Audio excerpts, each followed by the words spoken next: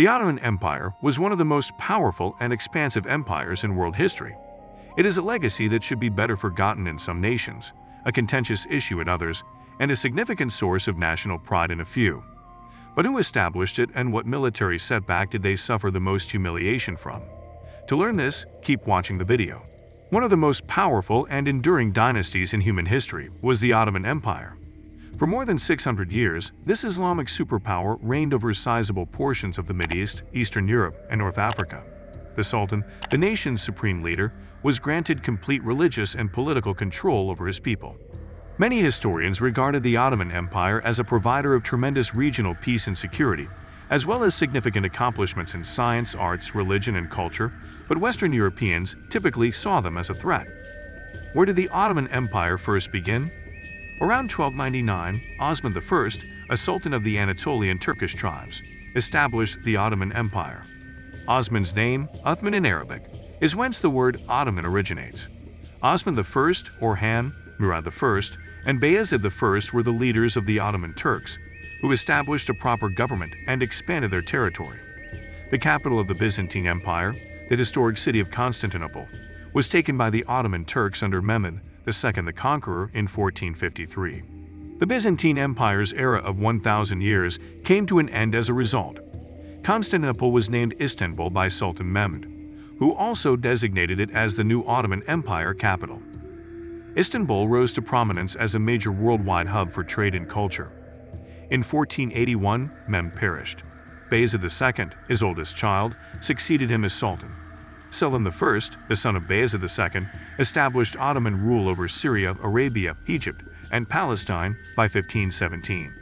Then Suleiman the Magnificent ruled the Ottoman Empire from 1520 until 1566, when it was at its zenith. During this time, there was tremendous authority, stability, and prosperity. Suleiman embraced various forms of art and literature while establishing a unified legal framework. He was regarded by many Muslims as both a political leader and a spiritual figure. During Sultan Suleiman's reign, the empire grew and came to encompass parts of Eastern Europe. The Ottomans earned a reputation for their prowess in the fields of art, science, and medicine throughout their time and power. It was notably under the rule of Suleiman that Istanbul and other major towns across the empire gained a reputation as centers of artistic activity. The arts of calligraphy, poetry, painting, carpet weaving, and textiles, ceramics, and music were among the most widely practiced forms of artistic creativity. The Ottoman architecture was a major cultural identifier throughout that era. During this period, intricate mosques and public structures were built all over the Middle East. There was a strong emphasis placed on the study of scientific topics.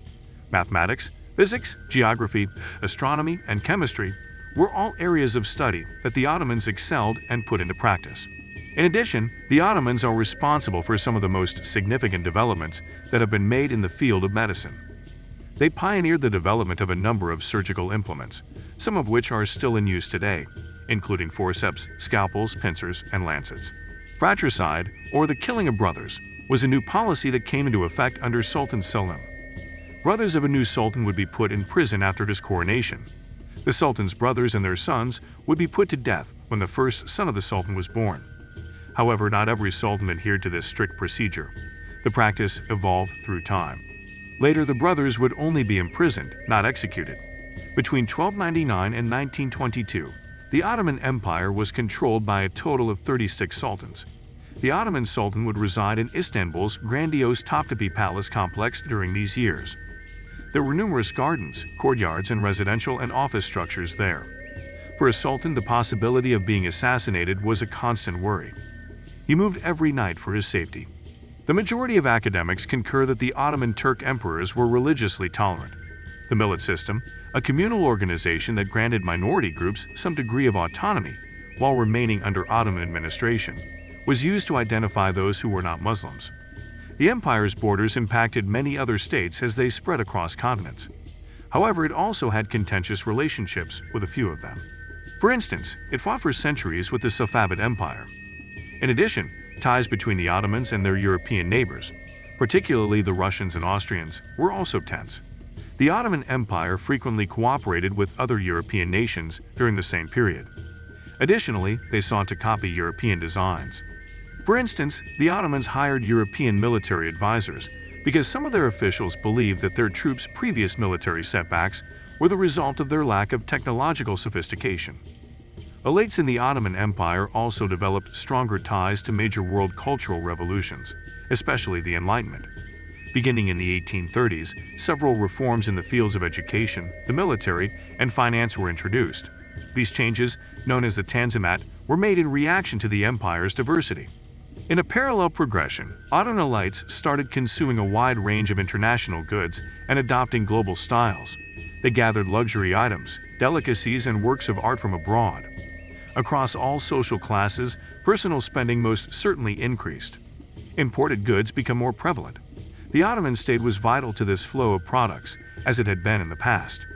Many people in the empire still worked in industries that produced and distributed food, raw materials, and other things, just like Arabs had done for generations. The state did everything in its power to make sure that government workers, military personnel, and residents in the capital had access to what they required. The Ottomans benefited for centuries from the Silk Road trading networks. New sea routes, however, that avoided Ottoman trade routes, changed the balance of power. Regional trade networks did not disappear during the 18th century, but the Ottoman Empire's standing and reputation were altered by the global sea networks that grew stronger after the 16th century. European influence increased as Ottoman dominance diminished as a result of newly formed colonies in Asia, and a decline in overland trade in favor of trade via global networks. The Ottoman Empire was already about to collapse when World War I began. The Ottoman army joined the war in 1914 as an ally of the Central Powers, which included Germany and Austria-Hungary. However, in October 1918, the Ottoman army was finally defeated, and the majority of Ottoman territory was partitioned among Britain, France, Greece, and Russia after the Armistice of Mudros. When the Ottoman Sultan's position was abolished in 1922, the Ottoman Empire officially came to an end. The Independent Republic of Turkey was established on October 29, 1923, by Army officer Mustafa Kemal Atatürk. Then, in 1923, he served as Turkey's first president, ushering in changes that quickly secularized and westernized the nation. Perhaps the most contentious and devastating incident connected to the Ottomans was the Armenian Genocide. Turkish elites plotted to murder Armenians residing in the Ottoman Empire in 1915. The majority of academics estimate that 1.5 million Armenians died. The Turkish government has consistently denied carrying out the massacre. In Turkey, it is actually against the law to bring up the Armenian Genocide. The Ottoman Turks, who ruled for more than 600 years, are well known for their formidable military, ethnic diversity, artistic endeavors, religious tolerance, and magnificent architectural achievements. The current, largely secular Turkish Republic, which many scholars consider to be a continuation of the Ottoman Empire, is still very much under the influence of the once powerful empire. This brings us to the end of this video. If you liked the video, please consider subscribing and sharing so we can keep bringing more content like this. Also, let us know your thoughts in the comments below. See you next time.